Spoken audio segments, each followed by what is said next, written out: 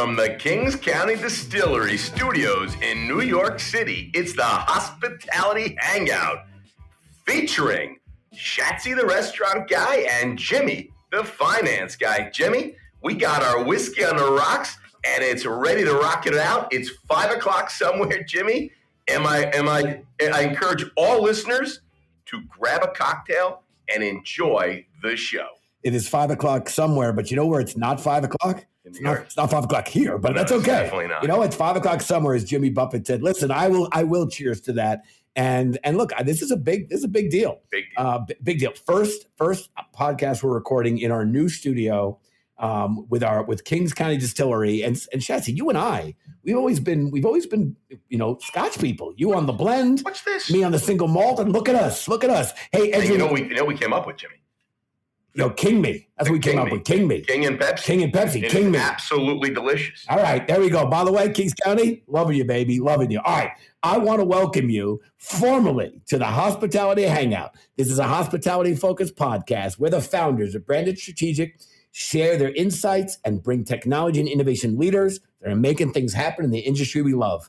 As Shatsy said, my name is Jimmy Frischling, otherwise known as the finance guy, and I'll throw it back to my boy Shatsy, also known as the restaurant guy. Thanks, Jimmy. Thanks for that kind intro, Jimmy. And to all those listening, feel free to call me Shatsy. Together, we're the personalities behind Branded Strategic Hospitality. Work at the intersection: hospitality, technology, innovation, capital, and Jimmy Bagels. We love bagels. You love bagels. Doesn't love a bagel? So I love, you take hospitality, technology, innovation, capital, and you put bagels with it, I think you got something there. Win a chicken dinner on a bagel. You know, Jimmy, I got to tell you, last night I couldn't sleep a wink. I was out with you late. I couldn't sleep a wink. All I was thinking about is at the restaurants, it's so hard to find great workers today. It's really hard. And I got to tell you, our restaurants, I wish I had this years ago. We are now using Our Work. Our Work, you go to ourwork.com. It is unbelievable, Jimmy. This company is making it happen for restaurant operators all over the world. Over 10,000 restaurants are now using Our Work. I wish I had it, Jimmy. How did you get a job? You were a bartender. How'd you get a job? I walked off the street. I showed up at a bar and I said, "Hey, you looking for help?" And was that Martell's? That was actually started across the street, the Polo Grounds. And they asked me how old I was. I said 18. They said, "Good, you can be the bar back." Well, I got to tell you, if the Polo Grounds was still in business, yes. Do you know what they would need? Our Work. They would need Our Work. Yes. McDonald's is using Our Work, Jimmy. What? It's a little company out of Chicago, I believe. Oh. They're using Our Work. Go to ourwork.com. Has over 5 million employees now using Our Work with restaurants to engage. It's unbelievable. I wish I had this technology, but I couldn't sleep because all I was thinking about how are we going to get workers? And now we have Our Work, and it's making it really terrific. I will say, and we'll get into the family feud later, or the hospitality feud. But if you ask any hospitality restaurant operator for their top 5 challenges, I'm hard pressed to think that labor isn't number 1 or 2 answer on the board. It has to be. So God bless. I appreciate what Our Work is doing. I love those guys over there. So I got to tell you something. If you're an operator and you're listening, go to ourwork.com. Check it out, because I got to tell you, it's going to make life super easy. You can focus on the food. Let Our Work focus on getting you the employees. Keep it simple, right? Keep it simple. Kiss theory. Keep it simple, Shatsy. I love it. Love it. Jimmy, we got a great show. Yes, we do. And we are very excited for today's episode. Joining us today is our friend Amer Wahab, president of Kettleman's Bagel. As 2 New Yorkers, Shatsy, you and I grew up on bagels. We know a few things about bagels. And you know what? Today, we're going to talk about Montreal-style bagels. Remember we had Anton Nicholas we talked about burger wars. We talked about chicken wars. Yep. Let's hope today doesn't turn into bagel wars, because I got to tell you, I'm very proud of New York bagels, but the Montreal-style bagel is making noise, making things happen. And oh my God, what a company this is. I am absolutely loving it. So Amer, let's kick it off. Oh, wait, don't worry. We'll eventually let Amer in. But before we do, we're going to play a little game. What do we got? We got to play Trivia Tuesday. Okay, and you guys know, longtime listeners know what we do here. It's like match game. Yeah. To our listeners, by the way, Shatsy got a sound machine, so God help us. All right, it's all good. Listen, we're going to play 2 truths and a lie. Okay, Shatsy, you know how this works. For any of our new listeners, I'm going to give you 3 facts about our friend Amer. 2 are true, 1 is false. Here we go. Fact 1, the first time Amer met his now wife, he proposed. Fact 2, That's easy. Sure, Amer, the guy's a lover. The guy is a Amer lover. once got a birthday voicemail from Kris and Kim Kardashian. Fact 3. Amer's favorite food is a banana. I got to tell you, I mean, the birthday voicemail from Kris and Kim Kardashian, I mean, that could be like you can pay for that, and it could be just one could give that as a gift. One could give that as a gift. But it could be anybody. Expensive gift, but it could be. Yeah, and the favorite food is banana. That I have a hard time believing the favorite food's a banana. I met him. He was eating. There's no restaurant guy, no lover bagel guy's going to say the favorite food is banana. All right, we'll see. All right. Shatsy, here we go. Listen, remember, stay tuned to the end of the episode, and we'll reveal which were the two truths and a lie. And now, finally, Amer's like, who the hell booked me on this show? Why am I doing this? Why did I reach out to these guys? It's been 10 minutes. I met them in Sun Valley. That was good enough. All right, listen, Amer, we're going to now finally let you take the lead. Please introduce yourself, give us a background, and, of course, introduce Kettlemans. Absolutely. Thank you guys both for the warm welcome. And I think anybody in our industry knows if you're a restaurateur, you can be a little crazy. So I think you guys are normal compared to me. We resemble that remark. Thank you. Look, I've been in the hospitality industry for 25 years myself through several different brands. I can't believe the amount of opportunities it has created for me to develop as a leader, as a person, and meet pretty interesting people like the two of you, like we did last year at Sun Valley. Yeah, that was awesome. That was a great time. That was a scorcher. It was a great time, though. It was a great time. Listen, before we dive deep into everything about you, let's get to know you a little bit more. Because the story always it begins with you dropping out of engineering school. You were 18, maybe 19. You were in engineering school. Things weren't going well. You're like, engineering. I don't like engineering. I don't like trains. I don't like bridges. I don't like anything about engineering. I don't know what kind of engineer he was, but I'm assuming he was either riding a train or he's building bridges or something like that. But he's an engineer. He didn't like it anymore. And he's like, you know what? I'm going to be a bartender. He always wanted to be a bartender. A bartender. And his mom and dad puked at the idea of going from an engineer to a bartender. But let's start. So you're a bar. So let's pick it up. You're 19, maybe 20. You drop out of engineering school, and now you're a bartender. Your parents kick you out. You take over. Amer, this is Shatsy's Fraser Crane moment. This is Shatsy's Fraser Crane moment. Shatsy is listening. The microphone is yours. $1.50 an hour. My parents never kicked me out, which was great. So that was the big plus. Thanks, Mom and Dad. They probably should have. I probably would have matured a lot faster. But yeah, I found myself in my third year. I did not like what I was doing. I did not like what I was studying. And I've always been pretty much a people person. And I did some moonlight bartending, and I said, man, I'm making money.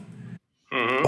Why don't I figure out how to run Jimmy and I are both bartenders, so we know the feeling. We were both bartenders back in the late 80s, early 90s. I got to say, well, you're a lot older than me, Jim. I was making more money than any of my friends were professional cash, things. baby. Yeah, cash. Yeah. It's all cash. Everyone used cash. It was all cash. You were in Canada at the time, yes? Yeah. So you had like $1 million Canadian dollars, right? What is that, like $10? It's almost 11. From the exchange rate. Is that the exchange? Yeah, it ain't Turkish lira, Shatsy. It ain't lira. So I found myself, drawn back. So I started bartending with the goal of doing more than that. And it turned into managing that nightclub. Then it was several nightclubs. And then it was several nightclubs and several restaurant venues. But I woke up at the age of 27 at 4:30 in the afternoon, looked in the mirror and said, shit, you love what you do, but is this the right fit? And that's when I had that aha moment, and I said, I got to get out. And I moved straighten out my life. I moved out of my parents' house at 27. So at 27, I move out of my parents' house in Ottawa, Canada, to Toronto. And I meet this guy down there. His name's Matthew. He just opened his first restaurant. He wants to hire me as the director of operations. So I join. I take a chance on him. He takes a chance on me. 2005, we renamed the company because we have a vision to grow the United States, and well, actually globally, and we renamed it in 2005 Freshie. Freshie grew, I grew with it, and then I was given an opportunity with another concept called Five Guys Burgers and Fries. Oh, and that we know. And I was lucky. Yeah, I was lucky enough to be part of that and bring that over to Canada. And then I guess I made some attention out there somewhere, and another entrepreneur came and poached me away, and that was a company called Big Smoke Burger. And we actually grew that internationally into the Middle East, into the United States with a few concepts down there. Before that was sold off to MTY. Sure, MTY, they're buying everything today. They absolutely are. And then... didn't you just hang out with those guys in Scottsdale? Yes, I did. By the way, you said Big Smoke, and before you said the word burger, Shatsy was leaning in all excited. He was like, Big Smoke? What are you talking about here? I love Big Smoke. Big Smoke. I wasn't thinking burger, though. I know. I do believe that is correct. Sorry, Amer, I didn't mean to interrupt. No, it's all great, guys. And then, along my life, I actually danced with a mutual acquaintance of ours, Dan Rowe. He was one of the most handsome gentlemen in all of franchising. Absolutely. Get a big shout out to seriously, big shout out to Dan Rowe. Dan's awesome. Big shout out to Fran Smart. You want to talk about leaders and experts in this space? I respect Amer, the shout out. Absolutely well deserved. No question. Yeah, he put me in line with somebody in Ottawa because I had moved back who was looking for an operator, and he met with this investment partner. And he told me it was Kettlemans, and I was like, I used to go to Kettlemans to sober up at 2:30 in the morning, and that was early mid 2016. And here we do we bagel are. Sandwiches, yada yada yada. I'm the president. We've grown from 1 store to 8, opening 2 more, and we're looking forward to taking it to 20. I think it's awesome. And actually, the story you told, Shatsy mentioned I was a bartender. He mentioned Martell's, which is where I cut my teeth as bartending. We used to keep the joint open till 4 a.m. That was no matter how many customers the owner, my boss, wanted it to be 4 a.m. because he felt if you're not, people don't want to guess whether you're staying open. They need to know you're open till 4 a.m. We developed the late night crowd. We got people from other bars and restaurants coming. We actually would then stay open till about 5 a.m. And your aha moment, I was going to my own bagel joint around 5:36 in the morning, watching a dad pick up bagels for his family, and I was coming off of work, and I said, I got to change my game. I got to reshape what I'm doing. Although I didn't come up with the idea of launching a bagel joint, so this is really fun. Listen, if I were a journalist, which I'm not, writing a feature story on Kettlemans, which I may, the headline would be something along the following: highest grossing bagel concepts secret to expansion success is finding the right franchise partner, hiring the right people. And I know we all just gave a shout out to Dan Rowe, and we love him. And I got to tell you, he's been a guest on the podcast. But can you fill in the body of this article? There's the article, Kettleman's headline, the secret sauce. Can you fill in the article about the right franchise partner and the right people? Yeah, to give some context to the listeners, we have units that do north of $4.8 million in revenue. That's a lot of bagels. It's a lot of bagels and that's a lot of salads too. Yeah. Chicken salad, egg salad, tuna salad, salmon salad, carrot salad, whitefish salad. I'll stop now. Egg salad. Right, I said egg. We're not that much into the salad part of it. Yep. I mean, actually, if you look over my... That's just bagels. That's just bagels and cream cheese. Well, if you look right over my shoulder, you see there's a nice, great image of a belt. We aren't your typical bagel shop. We like to consider ourselves a sandwich shop. What's in the belt? That's making me hungry looking at that picture. What's a belt? Bacon, egg, lettuce, tomato. Bacon, egg, lettuce, tomato. I've never had a belt. You couldn't BLT. Couldn't figure it out with it, but I knew the egg. BLT doesn't have an egg. The E. There is BLT. No, it's Canada. I don't know what's going on in Canada. Who knows what the hell they're eating up there? Yeah, you don't know how to say the word egg in Canadian? It's called egg. I don't know what they're doing. Sorry, Amer. Sorry. No, it's all great. Maybe we speak the Queen's English, and so maybe that's the reason. I don't know. Exactly. Thank you for standing up for me, for sticking up for me, Jimmy. I know your kids don't. So look, all that being said, yeah, we we're not a regular bagel shop. We're a sandwich shop that happens to make it on bagels. We serve the steak and the sizzle too. You walk into one of our units, you can actually see our team members making the fresh hand-rolled bagels, a 420-year-old recipe. But yeah, what is the secret? The secret is finding the right people. Yeah, no, it's the right people. It's love, and it's got to be good. I mean, it's got to be good. Well, we're corporately owned currently, and so that's in my past life, which is more relevant to these questions. It was finding individuals who presented the right qualities. It wasn't necessarily the biggest bank account. It was the individuals who had the same values as the organization, the people who wanted to invest their money because they believe in the brand and they believe in where it's going. And generally, those people end up becoming the most successful in terms of franchisees. I mean, look at Greg Flynn. Gotta be the largest business, franchise operator in America. Right, but he knows what he's good at. He aligns himself with the right brands, and I go, that is absolutely the key. I agree. All right. So listen, so you got the right brand, you got the right people, you got the right bagels, you got the right lettuce and tomato. And the egg. You got the egg. You got everything. But I got to tell you, let's just talk technology a little bit, because I don't think a lot of people, when they talk about bagels, think about technology. Am I right? So you guys were the first bagel company to offer custom mobile ordering app, at least in Canada. Am I right?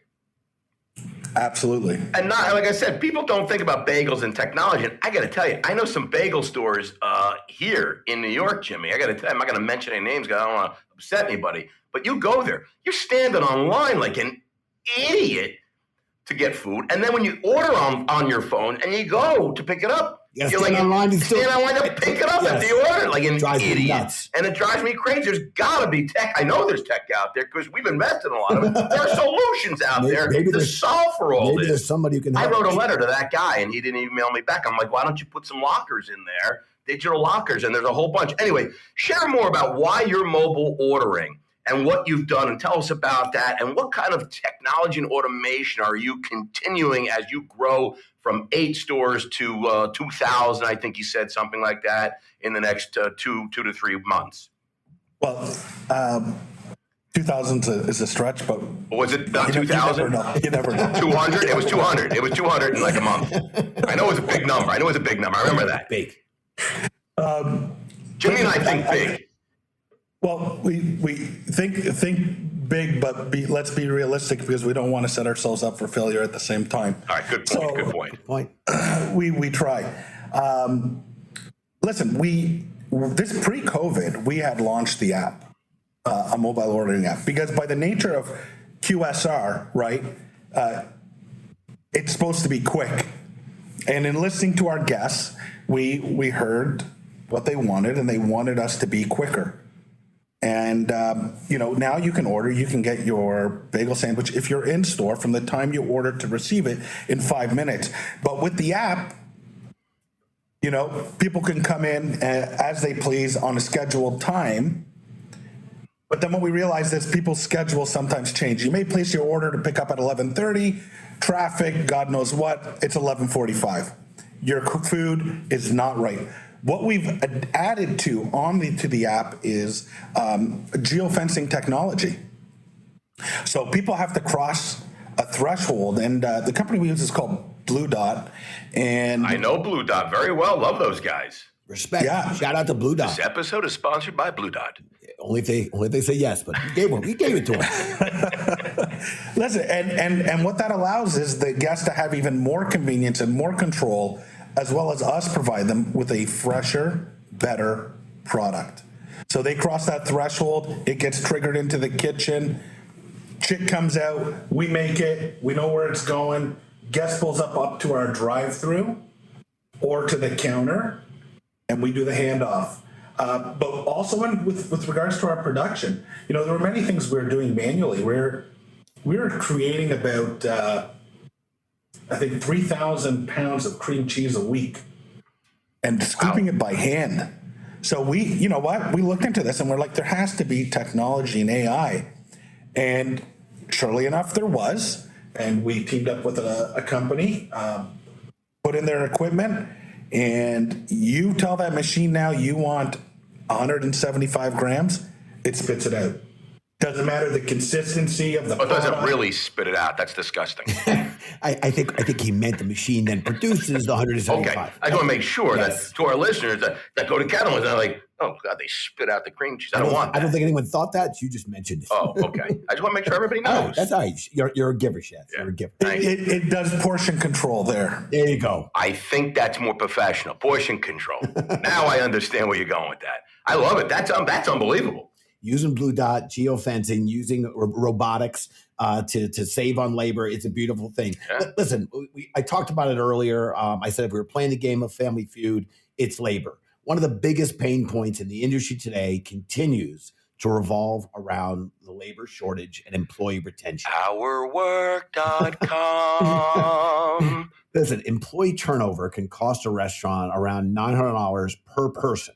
And really could be the hidden death of some brands. I know you have a 26% annual attrition rate. And I want to pause because there's some folks I respect that are not in this industry. And you hear 20% attrition rate. That's a big number. Crazy number. No, it's a tiny number. It's a tiny number. It's a tiny number because this 26% annual attrition rate is incredibly impressive considering the industry average, wait for it, pausing for effect, 97%. Okay, the industry average is at 97%, Kettleman's 26%. Can you share your secret sauce, not just in training, but in maintaining happy employees? I know you attribute it to these training apps and AI to manage and monitor employees, but your rate of attrition is just incredibly low. So if they were using ourwork.com, it would be lower, Jimmy. Even lower. All right, Amer, what do you got? How are you producing such a low rate? It actually comes from, again, it's hiring the right people who have the right attitude. Our managers aren't told to sit there and ask a certain list of questions. It's more so have a conversation. We can train for skill all day. We've perfected that craft. And in perfecting the craft of training for skill, the number one reason why people leave companies is because they're not trained properly. And we do use, learning management softwares accompanied with milestone checkups, sort of like a scheduler / CRM. And we actually conduct these things, we call them stay interviews. And it was something I introduced in 2017. And that is every manager is to meet with a different employee once a week, sit there and say, hey, what makes Kettleman special? What do you like about your job? The bagels. They all say the bagels, right? No, but they all say the bagels. Am I right? It's the same answer. I mean, it's a pretty good perk when you get to take home free bagels. So pretty good perk. I mean, I love it. My second job from bar, my first job ever in restaurants, by the way, it was a bagel store. It's still there. Bagel Chateau. It's now Goldberg's in Milburn, New Jersey. I did not know. I ate there, took the kids this way. Yep, I was making bagels. So and we used to take home bagels. I loved it. Absolutely. But, you got to, and it speaks part of the culture. So it's not just the product, right? And it's doing those stay interviews, you build trust with the team members and they start to open up and they start to give you the real insight. And they actually, something beautiful organically happens. They all start to hold each other accountable. Now that's one less opportunity for your manager to look over and see is how's that chemistry on the floor? Let them focus on their jobs to grow, develop people. My job is to create the opportunity for growth. I'm out there trying to open new restaurants. We have over 500 people working for us. Something? I love it. Let's talk about new restaurants. It's a great segue, and thank you for bringing it up. You guys are expanding. You said you had 8 stores. You're planning another 2,000-3,000 stores in the next couple of weeks. All seriousness, expansion to the U.S. is on the roadmap for you guys. And it's interesting as we look for other brands. It took Chipotle 20 years and Chick-fil-A 60 years to get to Canada. And I know the Canadian marketplace is constantly used as a benchmark to test concepts before they come to the American market. So how are you anticipating an entrance to the American market? I mean, is New York something that you would attempt to go to with our famed bagels? or would it be coming to Chicago, across the border over there, hitting Michigan a little bit, maybe, or are you going out west, because I've been to California. Let me tell you, terrible bagels. They could use a good Kettleman's. I'll tell you that right now. What's the plan? How do you get out of Canada? Not leave Canada, but bring some stores to America so Jimmy and I can have some Kettlemans.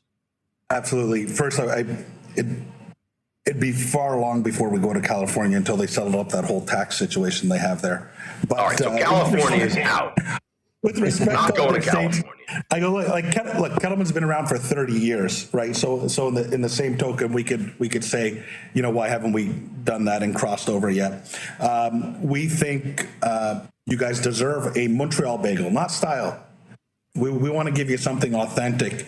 And it's, look, you have Montreal bagel style concepts out there. You have Black Seed, right? Mm-hmm. In your Black backyard. Seeds in New York, they seem to be doing very well. They're doing great. So you have Myers up in Vermont.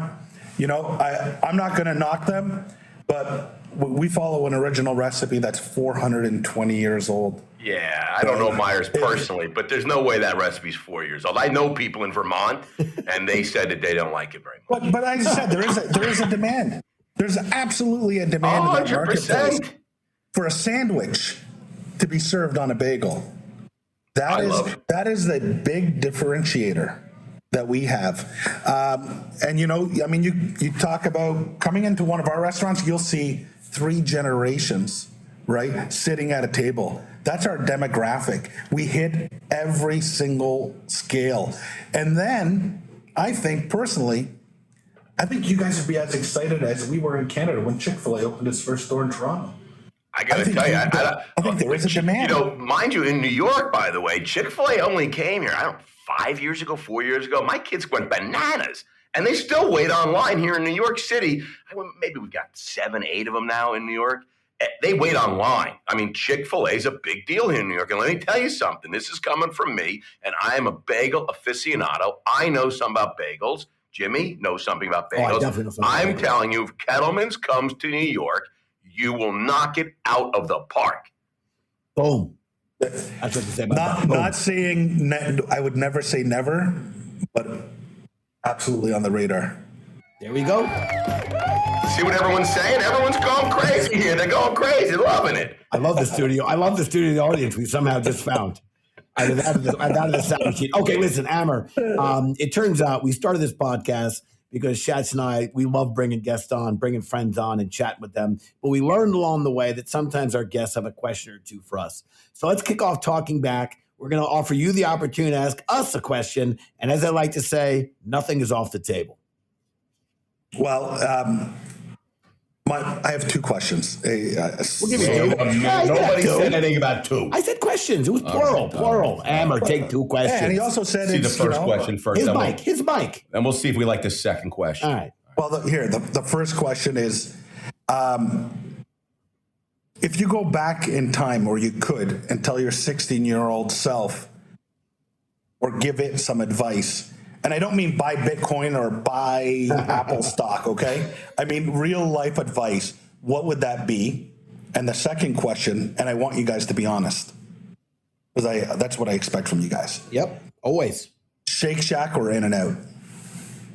Wait, what was that second question? Second one was Shake Shack or In-N-Out?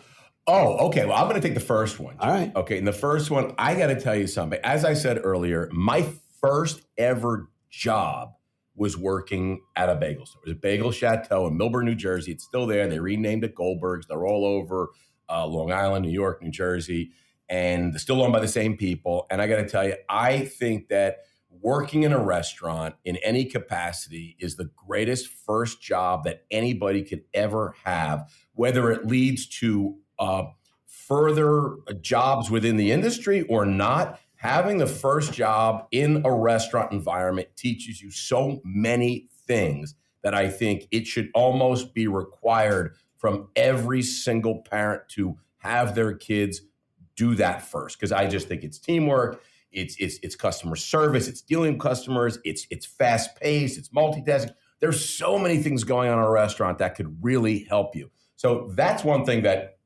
I took away from that at 16. I have no regrets. I love it. I talk about it to this day. I'm talking about it right now, and I love it. So I'm gonna pause there on that first question, and then I'll answer about the Shake Shack. All right. I like your answer. I think mine, and you asked us to be honest, and I pride myself on being a direct, as unfiltered as possible, straight shooter, hopefully always professional and respectful. But when you started to frame the question, my mind went right away to care less what other people think about what you're doing. And have more confidence in that whatever you're doing, you know what? Make sure you feel good about it. And that's really what should matter. Be respectful of others. Try not to mess up other people's stuff, but care less about what other people think about you. Because I got to tell you, they're really not thinking much about you. So to be influenced by that, to be impacted by that, to make your own decisions by what you think others perceive, I would tell my 16-year-old self, care less about that. Because I got to tell you, at 55, and that's how old I am, I no longer give an F about that. And I got to tell you, and you look terrific. And I was going to say 54. I cannot believe. Whatever moment that I started to transition where I felt confident that, you know what, you do the right things, be respectful of others, play fair, play nice, but do what you need to do. I got to tell you, things got a lot better for me. So I got to say, that's what I would tell my 16-year-old self. And that's an honest answer to a very direct question. Maybe too deep. Maybe my therapist would be like, really? You told that on the podcast? I guess I did. Care less about what people think about you, because I got to tell you, they really don't think that much about you. No, I got to tell you, Jimmy, as usual, your answer is always fantastic and better than mine. Damn it.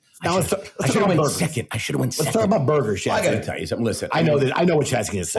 Well, let me just say what I'm going to say, and you'll tell me if you thought this is what you thought I was going to say. Yes. I think in New York City, Shake Shack, it's a New York City brand. It crushes it. It's delicious. They knock it out of the park. They do fantastic.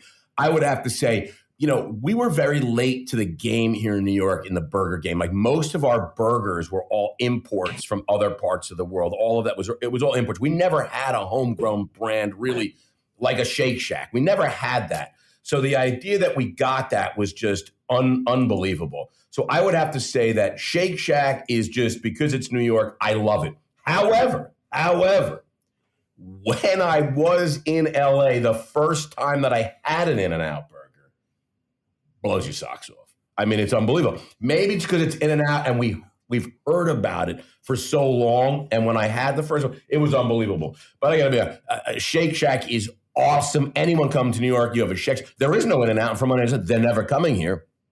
And so I love In-N-Out and I love Shake Shack here in New York. Amer, you see what Chessie just did there? He just did the two-armed accountant thing. Yeah, but on the other hand, you know what? I respect his answer, but I insulted the guy in Vermont with the bagel place. I'm waiting for Myers to get back to me and say, why would you say that? You did go at Myers a little bit. I don't know Myers is. I don't know. It was really Amer started. He said the bagels aren't good. No. He didn't say that. I'm sorry. I'm going to get an email from Myers in Vermont. All I'm going to say is, for the reason Shatsy said, so I feel so blessed. I really say that Mr. Danny Meyer and his whole team launched Shake Shack, New York brand. That's our special burger joint, and full stop. That's it. The Shack. You can't get. I ain't doing no two-armed accountant. And the other hand, no, Shake Shack. There it is. Boom. You can't get better than that. All right. Are we done, Chats? Is that it? Are we done? There's nothing left? I don't think so. Oh, no. I don't think so. Come on, Chats. Tell me about music. We've got a segment coming up right now, and I think everyone knows this one. There you go. Here we go. We got a little food service feud coming up, right? And the feud, you can't get better than the food service feud. By the way, you pair a little food service feud with a bagel and ourwork.com. You pair bagels with the family food or the food service feud and ourwork.com, and you are loving life. I got to tell you, we got a great edition, a celebrity edition, okay? It's no secret that many celebrities got their start in hospitality. At some point in time, hiring a hiring manager saw something very special in a lot of these now celebrities, okay? And they weren't famous. They were, now they're famous, but when they were hired, they weren't famous. And there's a lot of people like this, okay? So each week, we're going to have our guests go head-to-head with Jimmy to guess the top answer on the board. We've actually polled 100 billion people. 100 billion people on LinkedIn. I think you misread that. It's 100 real people. 100 people on LinkedIn. We have talked to 100 people on LinkedIn, and we asked them a question. Okay? Amer, are you ready? I'm ready. Jimmy? I'm ready. Are you ready? I'm ready. What's the question? I'm going to ask it right now, okay? Which Canadian-born celebrity worked at McDonald's flipping burgers before taking to the big screen?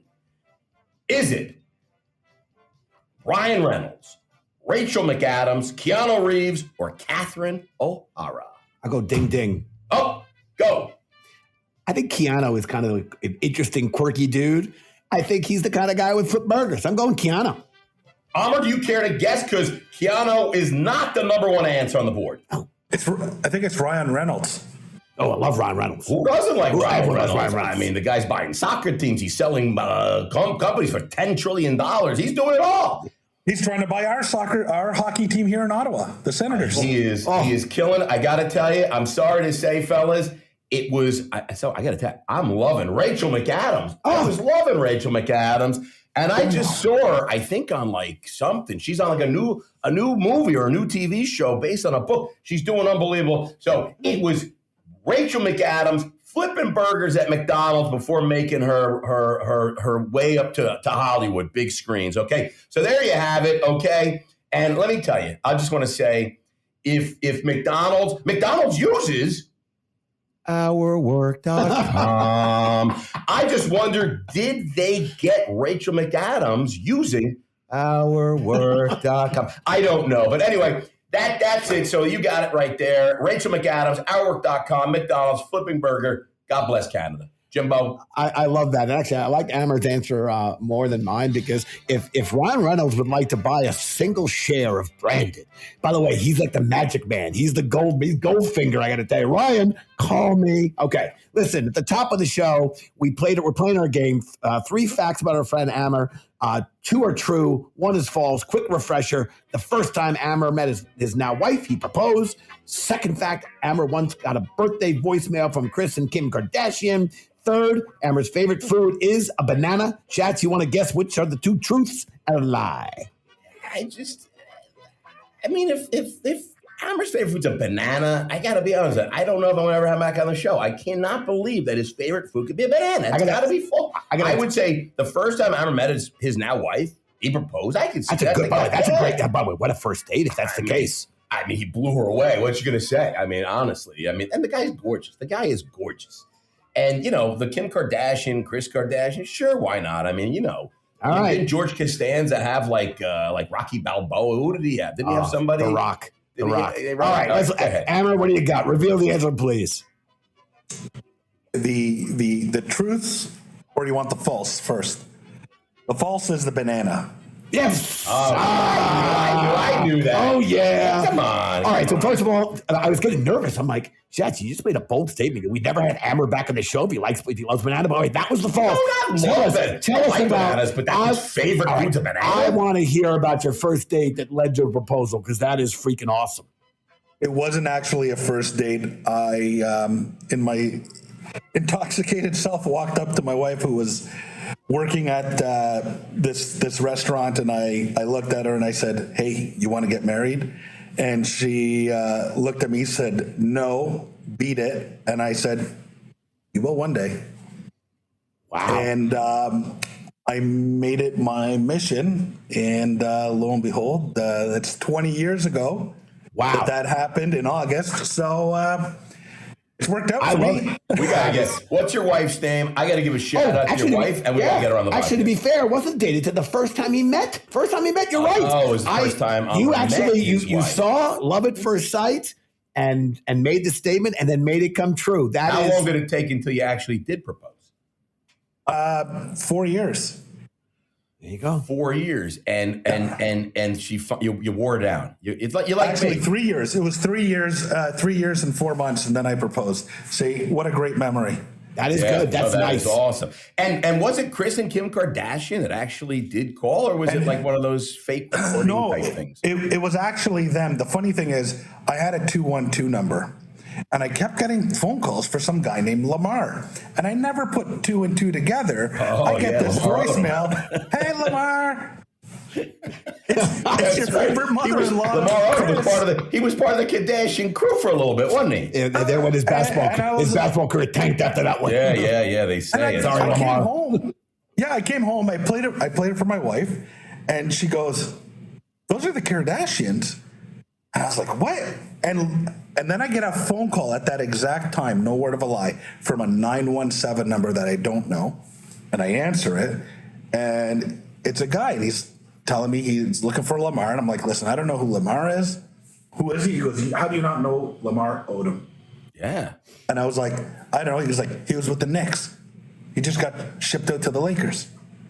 I go, and who are you? He goes, I'm his cousin. I go, he doesn't love you because he didn't give you his new number. Yeah, I got to tell you, that's a funny story. That's crazy. That's great. That is a great story. So we really does. So Kris, the Kardashians called you. Yeah, we were going down the path of like rent the call. Yeah, that's what I thought. No, legitimate call. They even have like the fake, like that people that do the voices. By the way, I don't answer numbers that I don't recognize. I got to rethink that. Maybe I'm missing Kris Kardashian calling me. Maybe I got to tell you, I could see her calling you, Jimmy, but I feel like she's calling you deliberately.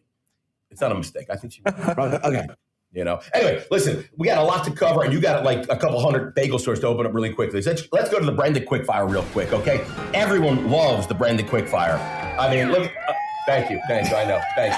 The studio audience loves the branded quickfire. They're going crazy. I'm going to ask you 5 lightning round questions. Are you ready? Don't think too hard.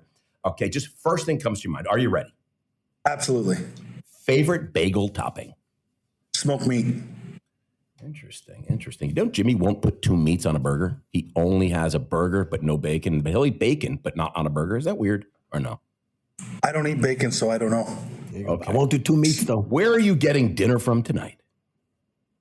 Mano City. We got my godchildren sleeping over, and tomorrow's a PD day from school, so it's a Friday night for the kids, so they want pizza from Mano City. I love it. What's your favorite food city in the world? Chicago. Where is your favorite place to travel? It depends on how much time. Under 3 days, Las Vegas. Anything more, Florida. There you go. If you were to challenge Jimmy Rye to a game of knock hockey, which is very much like ice hockey, just different, who do you have better odds of beating? Jimmy. Really? I mean, by the way, knock hockey was a big camp game. I don't know if Jimmy told you, but he spent like 25 years at Camp Brant Lake. And knock hockey was a big. I mean, I was very clear. I respect anyone who thinks that choosing me is the one to beat over you. I want you to know I respect that. I think they're wrong usually because your level of ADD. How are you in knock hockey? I was good at knock hockey. I could do the thing, with my thumb. Sure. And I could like squeeze it and make it. Absolutely. I knew the shots. I played in camp. All right. But Amer, I respect the answer. I got to tell you, I think you're wrong, but that doesn't mean I don't respect your answer. We're going to get a knock hockey board here at B-Works. Yes. And we're going to get a little knock hockey tournament going, Amer, and you're going to come here and you're going to play, and we're going to see. You knock it out. I just get the vibe that Shatsy plays a lot.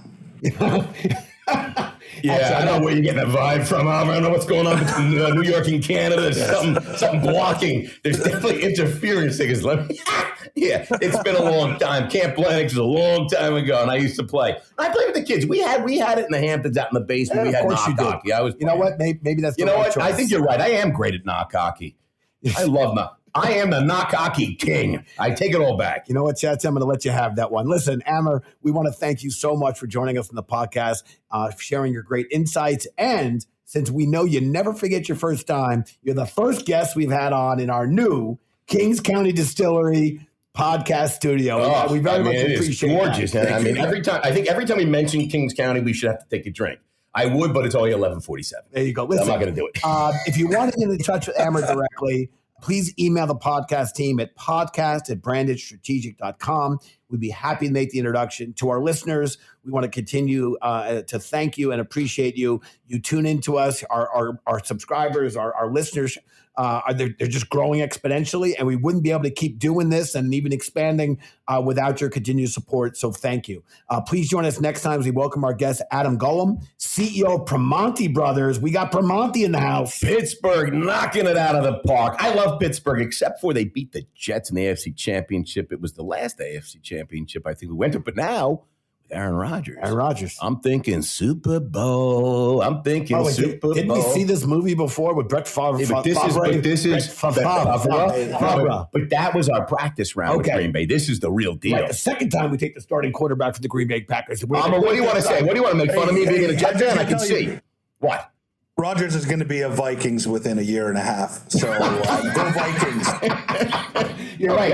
After he wins the Super Bowl with the Jets, then we'll go do with the Vikings. History will repeat itself. Listen, and a special thank you to Our Work for sponsoring this episode of the Hospital Hangout. If you want to learn my Our Work song, by the way, ourwork.com. If you want to learn more about Our Work, please visit their website at ourwork.com. Pretty simple. Ourwork.com. Very nice. And listen, if you haven't subscribed to our podcast already, please jump on board. Again, with great appreciation to Amer and thank you and to Kettlemans. This is Jimmy Frisching, your finance guy, signing off and passing it to my boy Shatsy. I got to tell you, Jimbo, this was a fantastic podcast from the new studio, the Kings County Distillery Studio. I'm loving it. Kettlemans, I can't wait. Can you ship me some bagels? Am I allowed to ask for that? If I said you can't, absolutely. Oh yes, absolutely. You can. You can. I'm bringing. In talking to your producers, I'll be down in July. There we go. I'll be bringing you the freshest and best bagel. Can you bring that on a plane, or is that like liquid? I think you could bring it on a plane. It's not bagels are legal on a plane. Bagels are legal. They're legal. All right, so bring the bagels down. I can't wait. And we'll swap you out. We'll give you some branded swag, and we'll get some bagels, and we'll knock it out of the park. This is great. Awesome. Shatsy, signing out, Hospitality Hangout. Last thing, what Kettlemans? How do I find it? Kettlemans.com? What is it? www.kettlemans.com. Boom. Kettlemans.com. Boom. Thanks, everybody. Thank you, everybody. Cheers. Thank you, guys. Cheers.